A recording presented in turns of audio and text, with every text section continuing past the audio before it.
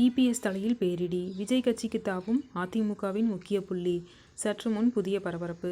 தமிழகத்தில் 2026ஆம் ஆண்டு சட்டமன்ற தேர்தல் நெருங்கிக் கொண்டிருக்கும் சூழலில் அனைத்து அரசியல் கட்சிகளும் தீவிரமாக தேர்தல் பணியில் ஈடுபட்டு வருகின்றனர்.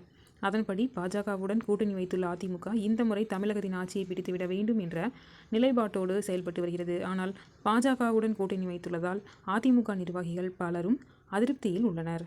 அதே சமயம் மேடையில் பேசும்போதெல்லாம் அமித்ஷா தமிழகத்தில் கூட்டணி ஆட்சிதான் அமையும் என தொடர்ந்து கூறி வருகின்றார். இதனிடையே அதிமுக மற்றும் பாஜக இடையே ஒரு முரண்பாடு நிலவி வருகிறது. இருந்தாலும் தனது கூட்டணியை பலமாக்கும் முயற்சியில் இபிஎஸ் ஈடுபட்டு வருகின்றார்.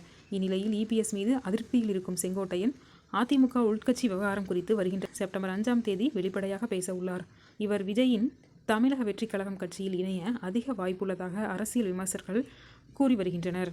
திராவிட கொள்கையால் ஈர்க்கப்பட்ட அவர் பாஜகவில் இணைய வாய்ப்பு மிக குறைவு.